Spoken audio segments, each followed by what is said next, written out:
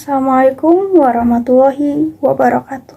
Nepangkeun nami abdi Meali Hirsan Arisa ti kelas 10 MEPA 3. Di dieu abdi bade nyaritakeun dongeng sasakala Situ Bagende. Baheula aya hiji randa beunghar nu katelah jindit anu kacida kumet.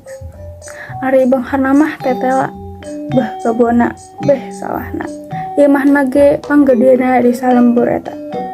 Basa usum paneh Nyi Endit jieun sedekah ngondang lebe jeung sawatara tatanggana nu ngariung nepi ka aya ratusna. Tapi sadia tumuhungna teu sabaraha. Nepi ngan sakoteak geus beres bari tingkah retep keneh. Keur kitu aya aki bongkok nu nyamperkeun ka wawa ku lapar.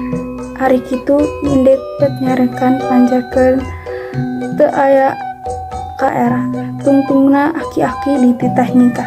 Aki-aki Endit jumarik ceuk bari ngomong, sagala ge boh kanu hade, boh kanu goreng, moal taya wawalesna. Ngomongna kitu teh kasaksian nu sakurana aya di dinya. Sarengsena dalahar rugreg garandeg tinggalero. Caah, henteu kanyohoan ti mana datangna cai.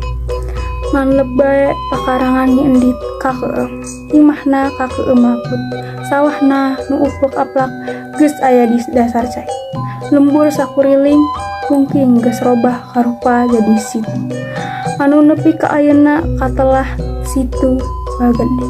Wassalamualaikum warahmatullahi wabarakatuh.